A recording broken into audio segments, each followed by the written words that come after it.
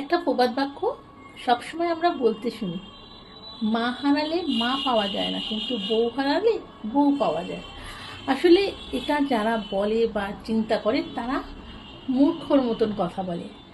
মা হচ্ছে আমাদের জন্ম দিয়েছে, তার জায়গা আলাদা।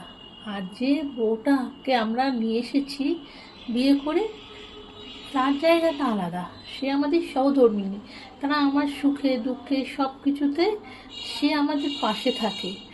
যেমন আপনার মায়ের সন্তান আপনি, মা হচ্ছে নিজের মুখের খাবারটা আপনাকে খাওয়ায়, সেরকমই যেই সন্তানটা আপনার হবে তারও হচ্ছে গর্ভধারিণী হচ্ছে আপনার স্ত্রী, আর মানে মা হয়েছে।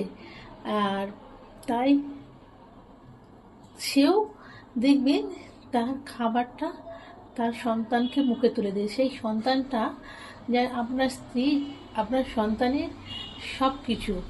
যেমন আপনি আপনার মাকে ছেড়ে থাকতে পারেন না, সেরকমই আপনার সন্তানও তার মাকে ছেড়ে থাকতে পারবে না। আপনার সুখে দুঃখে ভালো মন্দে আপনার স্ত্রী যেরকম পাশে থাকবে, অন্য কেউ থাকবে না।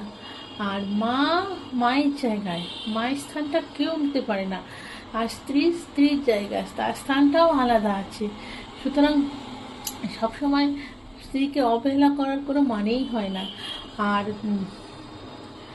আপনার মা যদি কিছু হয়, যেমন আপনার কষ্ট হবে, তেমন আপনার যদি কিছু হয় তখন কিন্তু আপনার স্ত্রী একলা হয়ে যাবে। আপনার সন্তানের বাবা আপনি, আর মা দুজনেই হচ্ছে কি যে তার কাছে সমান সমান।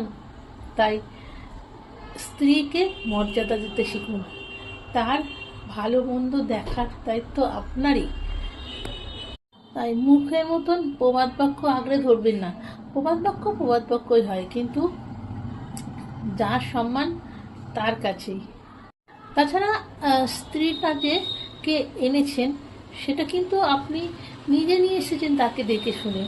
তাকে সে কিন্তু একা আসেনি পায়ে হেঁটে, যেরকম। তাই তাকে অবহেলা কখনো করার কোনো মানেই হয় না। তার সম্মান যেটুকুনি প্রাপ্য তাকে দেওয়া উচিত।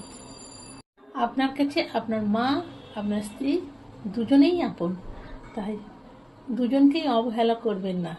সবাইকে নিয়ে ভালো থাকুন, সুস্থ থাকুন।